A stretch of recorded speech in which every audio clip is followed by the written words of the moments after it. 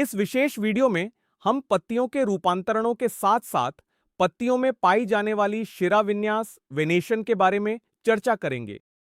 अब पत्तियों के रूपांतरणों की बात करें तो इसके 5 प्रकार हो सकते हैं। पहला है भोजन का भंडारण, दूसरा है सहारा देना, तीसरा है सुरक्षा, फिर है भोजन का संश्लेषण और अंत में कुछ कीटभक्षी पौधे भी होते हैं। सबसे पहले भोजन के भंडारण के कार्य को देखते हैं। इस विशेष मामले में पत्तियां भोजन को संग्रहित करने के लिए मांसल हो जाती हैं और इसके प्रमुख उदाहरण प्याज और लहसुन हैं। हम इस विशेष चित्र में प्याज को देख सकते हैं। तो पत्तियां मांसल होती हैं और ये मांसल पत्तियां वास्तव में इन मामलों में भोजन को संग्रहित कर रही होती हैं। दूसरा उदाहरण है सहारा देना। अब सहारे के मामले में पत्तियां रूपांतरित होकर लताओं टेंड्रिल्स में बदल जाती हैं और ये चढ़ने के लिए सहारा प्रदान करती हैं और इसी कारण हम इन संरचनाओं को पत्ती लता लीफ टेंड्रिल कहते हैं। इसका प्रमुख उदाहरण मटर का पौधा है। हम इस चित्र को देख सकते हैं। यह मटर का पौधा है और इसमें पत्तियां रूपांतरित होकर लता टेंड्रिल बन गई हैं। गोलाकार सहारा देने वाली संरचनाएं जिन्हें टेंड्रिल कहा जाता है और इसी तरह मटर का पौधा संरचनाओं पर चढ़ता है। यहां ध्यान देने वाली बात यह है कि तना भी रूपांतरित होकर टेंड्रिल बना सकता है। उस स्थिति में इसे तना लता स्टेम टेंड्रिल कहा जाता है, लेकिन इस मामले में हम इसे पत्ती लता लीफ टेंड्रिल कह रहे हैं। तीसरा है सुरक्षा।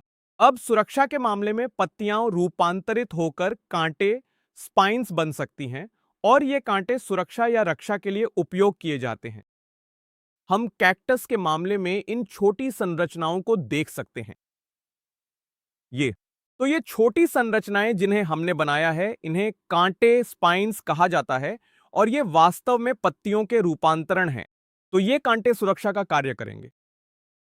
चौथा कार्य है भोजन का संश्लेषण। अब सामान्यतः भोजन का संश्लेषण पत्तियों में होता है, लेकिन इस मामले में पत्तियां छोटी और अल्पकालिक होंगी और इसकी पूर्ति के लिए पत्तियों की डंठल पेटियोल फैल जाएगी और हरी हो जाएगी तथा वास्तव में भोजन का संश्लेषण करेगी। इस स्थिति में इन्हें फिलोड फाइलोड कहा जाता है और इसका उदाहरण है ऑस्ट्रेलियन अकासिया। अब पत्ती के अंतिम रूपांतरण की बात करते हैं। ये कीटभक्षी पौधे होते हैं। अब कीटभक्षी पौधों के मामले में इन पौधों की पत्तियां ही रूपांतरित हो जाती हैं और वे कीड़ों को फंसाती हैं।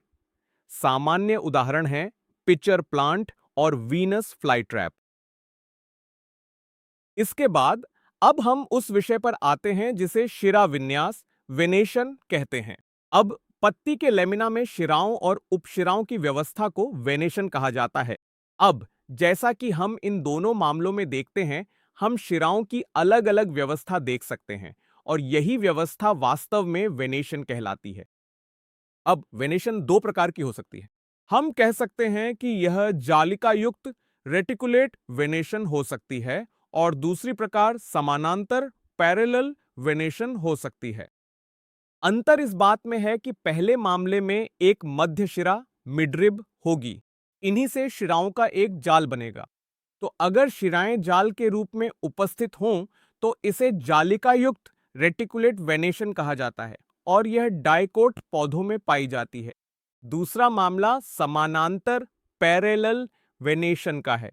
समानांतर वेनेशन के मामले में सभी शिराएं लगभग एक दूसरे के समानांतर चलती हैं और यह जाल नहीं बनाती और यह विशेष रूप से मोनोकॉट पौधों में आम है।